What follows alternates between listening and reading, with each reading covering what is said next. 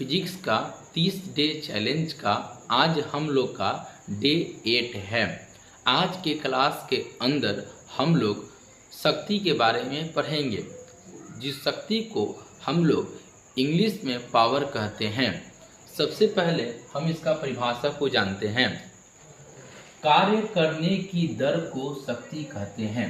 यानी क्या बता रहा है, कार्य करने की दर को, जितना कार्य करेंगे उसका दर रहेगा, उसको क्या कहेंगे बाबू, शक्ति कहेंगे। इसका जो फॉर्मूला होता है वो क्या होता है, P बराबर W/T।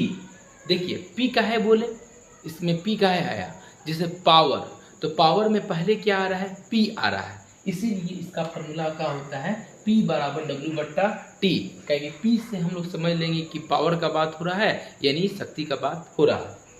W/T यानी क्या हो गया, W यानी हो गया कार्य और T यानी क्या हो गया बाबू, समय।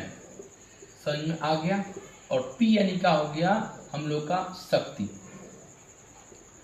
अब चलिए इसके आगे आप लोग को बता रहे हैं, जो पावर होता है, शक्ति होता है, इसका SI मतलब होता है वाट। एग्जाम में पूछा जाता है। इसका एक और फॉर्मूला होता है P बराबर F into S cos θ/T।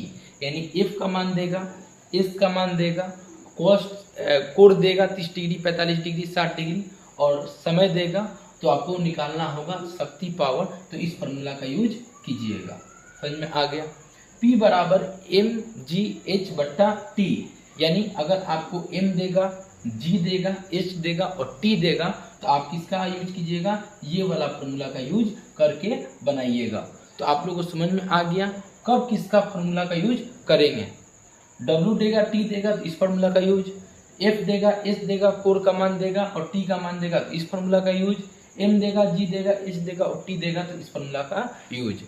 उम्मीद करते हैं आप लोगों को समझ में आ गया होगा। अगर नहीं आया है कमेंट कीजिए, हम इसको दोबारा बताएंगे।